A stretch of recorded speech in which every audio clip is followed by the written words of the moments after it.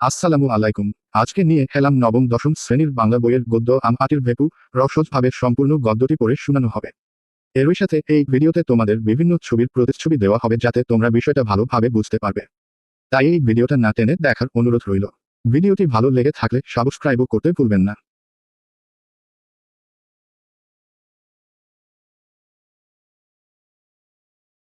সকালবেলা ৮টা কি ৯টা, হরিহরের পুত্র আপন মনে রোয়াকে বসিয়া খেলা করিতেছে। তাহার একটা ছোট টিনের বাক্স আছে, সেটার ডালা ভাঙা। বাক্সের সমুদয় সম্পত্তি সে উপুর করিয়া মেঝেতে ডালিয়াছে। একটা রং ওঠা কাঠের ঘোড়া, ৪ পয়সা দামের একটা টোল খাওয়া টিনের ভেপু বাসি, গোটাক্তক করি। এগুলি সে মায়ের অজ্ঞাতসারে লক্ষ্মী পূজার করির চুপুরি হইতে খুলিয়া লইয়াছিল ও পাছে কেহ টের পায় এই ভয়ে সর্বদা লুকাইয়া রাখে একটা ২ পয়সা দামের পিস্তল, কতগুলো শুকনো নাটা ফল। দেখিতে ভালো বলিয়া তাহার দিদি কোথা হইতে অনেকগুলি কুড়াইয়া আনিয়াছিল, কিছু তাহাকে দিয়াছে, কিছু নিজের পুতুলের বাক্সে রাখিয়া দিয়াছে। খানকতক খাপড়ার কুচি, গঙ্গা যমুনা খেলিতে এই খাপড়াগুলির লক্ষ্য অব্যর্থ বলিয়া বিশ্বাস হওয়ায় সে এগুলি সযত্নে বাক্সে রাখিয়া দিয়াছে। এগুলি তাহার মহামূল্যবান সম্পত্তি। এতগুলি জিনিসের মধ্যে সবে সে টিনের বাঁশিটা কয়েকবার বাজাইয়া সেটির সম্বন্ধে বিগত কৌতূহল হইয়া তাহাকে একপাশে রাখিয়া দিয়াছে। কাঠের ঘোড়া নাড়াচাড়া করা হইয়া গিয়াছে, সেটিও একপাশে পিছড়াপোলের আসামির ন্যায় পড়িয়া আছে। বর্তমানে সে গঙ্গা যমুনা খেলিবার খাপড়াগুলিকে হাতে লইয়া মনে মনে দেওয়ার উপর গঙ্গা যমুনার ঘর আঁকা কল্পনা করিয়া চোখ বুজিয়া খাপড়া ছুঁয়ে দেখিতেছে তা ঠিক হইতেছে কিনা। এমন সময়ে তাহার দিদি দুর্গা উঠানের কাঁঠালতলা হইতে ডাকিল, অপু ও অপু। সে এতক্ষণ বাড়ি ছিল না, কোথা হইতে এইমাত্র আসিল। তাহার স্বর একটু সতর্ক মিশ্রিত। মানুষের গলার আওয়াজ পাইয়া অপু কলের পুতুলের মতো লক্ষ্মীর চুপুরির কড়িগুলি তাড়াতাড়ি লুকাইয়া ফেলিল। পরে বলিল, কি রে দিদি? দুর্গা হাত নাড়িয়া ডাকিল, আয় এদিকে শুন। দুর্গার বয়স ১০-১১ বৎসর হইল। গরম পাতলা পাতলা, রং অপুর মতো অতটা ফর্সা নয়, একটু চাপা। হাতে কাচের চুড়ি, পরনে ময়লা কাপড়, মাথার চুল রুক্ষ বাতাসে উড়িতেছে, মুখের গরম মন্দ নয়, অপুর মতো চোখগুলি বেশ ডাগর ডাগর। অপু রক হইতে নামিয়া কাছে গেল, বলিল, কে রে? দুর্গার হাতে একটা নারিকেলের মালা। সেটা সে নিচ করিয়া দেখাইল। কতকগুলি কচি আম কাটার সুর নিচু করিয়া বলিল, মা ঘাট থেকে আসেনি তো? আম আটির ভেপু অপু ঘাড় নাড়িয়া বলিল, অপু। দুর্গা চুপি চুপি বলিল, একটু তেল আর একটু নুন নিয়ে আসতে পারিস? আমের কুশি জারাবো। অপু আহাদের সহিত বলিয়া উঠিল, কোথায় পেলি রে দিদি? দুর্গা বলিল, পটলিদের বাগানে সিঁদুকৌটোর তলায় পড়েছিল আনদিকে একটু নুন আর তেল। অপু দিদির দিকে চাহিয়া বলিল, তেলের ভার ছুলে মা মারবে যে। আমার কাপড় যে বাসি, তুই জানা শিগগিরি করে। মা আসতে এখন ফের দেরি, খাট কাচতে গিয়েছে, শিগগির যা। অপু বলিল, নারকলের মালাটা আমায় দে, ওতে ঢেলে নিয়ে আসবো, তুই খিড়কি ধরে গিয়ে দেখ মা আসছে কিনা। দুর্গা নিম্নস্বরে বলিল, তেল তেল যেন মেঝেতে ঢালিস নে, সাবধানে নিবি, নইলে মা টের পাবে, তুই তো একটা হাবা ছেলে। অপু বাড়ির মধ্য হইতে বাহির হইয়া আসিলে দুর্গা তাহার হাত হইতে মালা লইয়া আঙ্গুলি বেশ করিয়া মাখিল, বলিল, নে হাত পাত, তুই অতগুলো খাবি দিদি? অতগুলি বুঝি হলো? এই তো ভারী বেশি চা, আচ্ছে নে আর ২ খানা। বাহ, দেখতে বেশ হয়েছে রে, একটা লঙ্কা আনতে পারিস? আর একখানা দেব তাহলে? লঙ্কা কি করে পারবো দিদি? মা যে তক্তার ওপর রেখে দেয়, আমি যে নাগাল পাইনে, তবে থাকে যাক, আবার ওবেলা আনবো। এখন পটলিদের ডোবার ধারের আমগাছটায় গুটি চা ধরেছে, দুপুরের রোদে তলায় ছড়ে পড়ে দুর্গাদের বাড়ির চারিদিকেই জঙ্গল। হরিহর রায়ের জ্ঞাতি ভ্রাতা নীলমণির রায় সম্প্রতি গত বৎসর মারা গিয়াছেন। তাহার স্ত্রী পুত্রকন্যা লইয়া নিজ পিত্রালয়ে বাস করিতেছেন। কাজেই পাশের এই ভিটাও জঙ্গলাবৃত হইয়া পড়িয়া আছে। নিকটে আর কোনো লোকের বাড়ি নাই। ৫ মিনিটের পথ গেলে তবে ভুবন মুখুজ্জের বাড়ি। হরিহরের বাড়িটাও অনেকদিন হইয়া গেল, মেরামত হয় নাই। সামনের দিকের রোয়াক ভাঙা, ফাটলে বন বিছুটির ও কালমেঘ গাছের বন গজাইয়াছে, খড়ের দোর জানালার কপাট সব ভাঙা, নারিকেলের দড়ি দিয়া গড়াদের সঙ্গে বাঁধা আছে। খিড়কি দোর ঝনাত করিয়া খুলিবার শব্দ হইল, এবং একটু পরেই সর্বজয়ের গলা শুনা গেল, দুর্গা ও দুর্গা। দুর্গা বলিল, মা ডাকছে, যা দেখে আয়। ওখানা খেয়ে চা মুখে জাননের গুরুমায়ের ডাকার একবার কানে গেলেও দুর্গার এখন উত্তর দিবার সুযোগ নাই, মুখ ভর্তি। সে তাড়াতাড়ি জারানো আমের চাকলাগুলি খাইতে লাগিল। পরে এখনো অনেক অবশিষ্ট আছে দেখিয়া কাঁঠাল গাছটার কাছে সরিয়া গিয়া গুড়ির আড়ালে দাঁড়াইয়া সেগুলি গোগ্রাসে গিলিতে লাগিল। অপু তাহার পাশে দাঁড়াইয়া নিজের অংশ প্রাণপণে গিলিতেছিল, কারণ চিবাইয়া খাওয়ার আর সময় নাই। খাইতে খাইতে দিদির দিকে চাহিয়া সে দোষ সম্বন্ধে সচেতনতাসূচক হাসি হাসিল। দুর্গা খালি মালাটা এক টান মারিয়া বেরেন্ডাকচার বেড়া পার করিয়া নীলমণির রায়ের ভিটার দিকে জঙ্গলের মধ্যে ছড়িয়া দিল।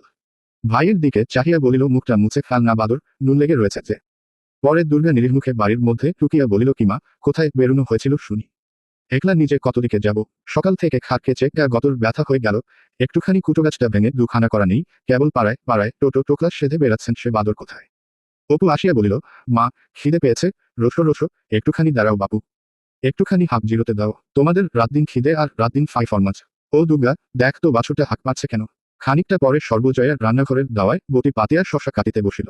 অপু কাছে বসিয়া পড়িয়া বলিল, আর একটু আটা বের করো না মা, মুখে বড্ড লাগে। দুর্গা নিজের ভাগ হাত পাতিয়া লইয়া সংকুচিত সুরে বলিল, চাল ভাজা আর নেই মা। অপু খাইতে খাইতে বলিল, ওহ, চিবনও যায় না। আম খেয়ে দাঁত টকে দুর্গার ভ্রুকুটি মিশ্রিত চোখতে পায় বাধা পাইয়া তাহার কথা অর্ধপথেই বন্ধ হইয়া গেল। তাহার মা জিজ্ঞাসা করিল, আম কোথায় পেলি? সত্য কথা প্রকাশ করিতে সাহসী না হইয়া অপু দিদির দিকে জিজ্ঞাসাসূচক দৃষ্টিতে চাহিল। সর্বজয়া মেয়ের দিকে চাহিয়া বলিল, তুই ফের এখন বেরিয়েছিলি বুঝি? দুর্গা বিপন্ন মুখে বলিল, ওকে জিজ্ঞেস করো না। আমি এই তো এখন কাঁঠালতলায় দাঁড়িয়ে, তুমি যখন ডালে তখন তোর স্বর্ণ গোয়ালিনী গাই দুহিতে আশ্রায় কথাটা চাপা পড়িয়া গেল। তাহার মা বলিল, যা বাছুরটা ধরে যা, ডেকে সারা হলো কমলে বাছুর ও স্বর্ণ, এত বেলা করে এলে কি বাঁচে? একটু সকাল করে না এলে এই তেতপুর পর্যন্ত বাছুর বাঁধা দিদির পিছনে পিছনে অপু দুধ দোয়া দেখিতে গেল। সে বাহির উঠানে পা দিতেই দুর্গা হাতের পিঠে দুম করিয়া নির্ঘাত এক কিল বসাইয়া দিয়া কহিল, লক্ষ্মীছেড়া বাদুর। পরে মুখ ভাঙ্গাইয়া কহিল, আম খেয়ে দাঁত টকে গিয়েছে, আবার কোনোদিন আম দেব খেয়েও ছাই দেব, এই ওবেলায় পটলিদের কাকুরতলির আম কুড়িয়ে এনে জারাবো, এত বড় বড় গুটি হয়েছে, মিষ্টি যেন গুড় দেব তোমায়, খেও এখন। হাবা একটা কোথাকার যদি এতটুকু বুদ্ধি থাকে। দুপুরের কিছু পরে হরিহর কাজ সারিয়া বাড়ি ফিরিল। সে আজকাল গ্রামের অন্নদা রায়ের গোমস্তার কাজ করে। জিজ্ঞাসা করিল, অপুকে দেখো চিনে? সর্বজয়া বলিল, অপু তো ঘরে ঘুমুচ্ছে। দুর্গে বুঝি? সে সেই খেয়ে বেরিয়েছে, সে বাড়ি থাকে কখন? দুটো খাওয়ার সঙ্গে যা সম্পর্ক। আবার সেই বিতো পেলে তবে আসবে কোথায়? কার বাগানে, কার আমতলায় জামতলায় খুঁজছে এই চত্তির মাসে রোদ্দুরে। ফের দেখো না এই জ্বরে পড়লো, বলে অত বড় মেয়ে, বলে বোঝাবো কত।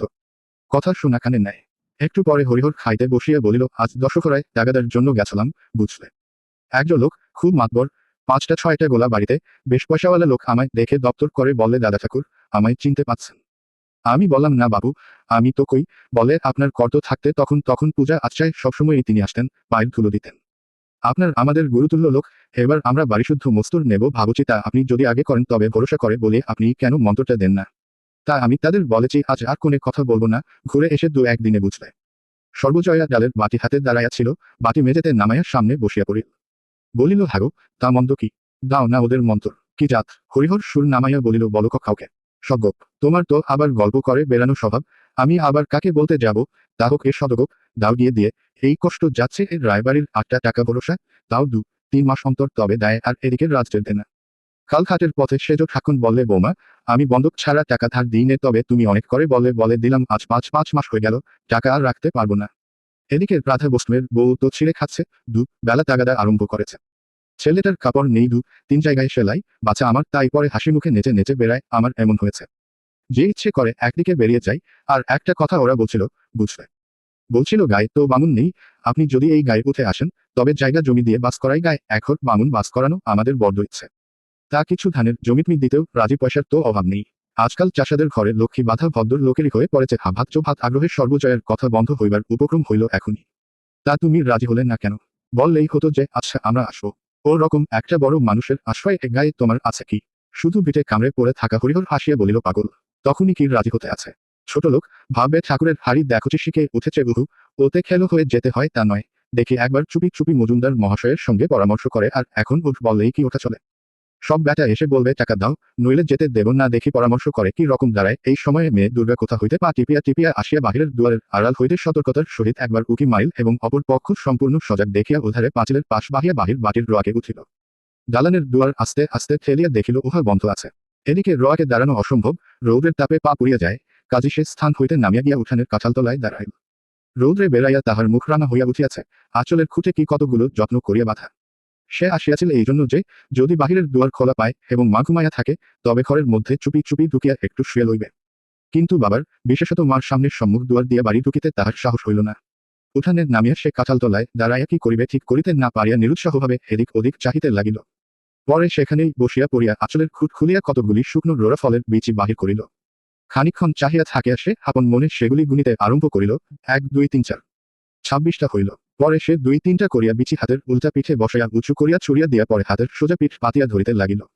মনে মনে বলিতে লাগিল, অপুকে এইগুলো দেব, আর এইগুলো পুতুলের বাক্সে রেখে দেব। কেমন বিচিগুলি তেল চুকচুক করছে, আজ গাছ থেকে পড়েছে, ভাগিস আগে গেলাম, নইলে সব গরুতে খেয়ে ফেলে দিত। ওদের রাঙ্গি গায়টা একেবারে রাক্ষস, সব জায়গায় যাবে। সেবার কতকগুলো এনেছিলাম, আর এইগুলো নিয়ে অনেকগুলো হলো। সে খেলা বন্ধ করিয়া সমস্ত বিচি আবার সযত্নে আঁচলের খুঁটে বাঁধিল। পরে হঠাৎ কি ভাবিয়া রুক্ষ চুলগুলি বাতাসে উড়াইতে উড়াইতে মহাখুশির সহিত পুনরায় সোজা বাটির বাহির